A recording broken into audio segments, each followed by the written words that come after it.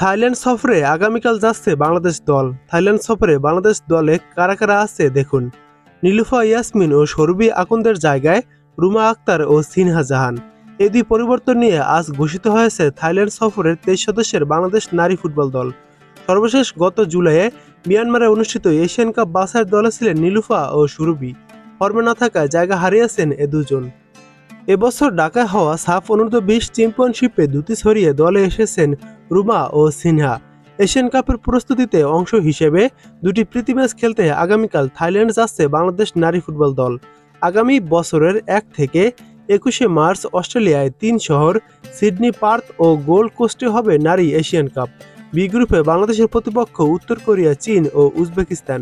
এই টুর্নামেন্টকে সামনে রেখে চট্টগ্রামে কোরিয়ান ইপিজেটে 20 দিনের প্রস্তুতি ক্যাম্প করেছে মেয়েরা। থাইল্যান্ডের ব্যাংককে ম্যাচ দুটি হবে 24 ও 27 অক্টোবর। বাংলাদেশের 23 সদস্যের স্কোয়াডটি দেখুন, যেখানে গোলরক্ষক হিসেবে রয়েছে রূপনা চাকমা, মিলি আক্তার, স্বর্ণা রানী।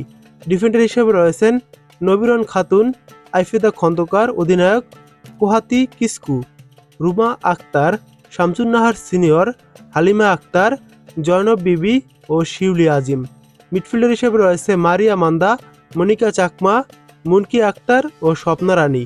ফরওয়ার্ড হিসেবে রয়েছে উমিলা মারমা, শাহেদা আক্তার, মোসাম্মদ সুলতানা, মোসাম্মদ সাগরিকা, তহুরা খাতুন, শামসুন্নাহার জুনিয়র, ঋতুপর্ণা চাকমা ও সিনহা জাহান। সফরটাকে কঠিন চ্যালেঞ্জ হিসেবে দেখছেন নারী দলের কোচ পিটার বাটলার।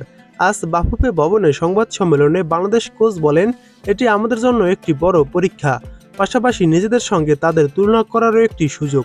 তাদের দলে বেশ কয়েকজন ভালো খেলোয়াড় আছে, তবে আমাদের জেতার মানসিকতা নিয়েই নামতে হবে।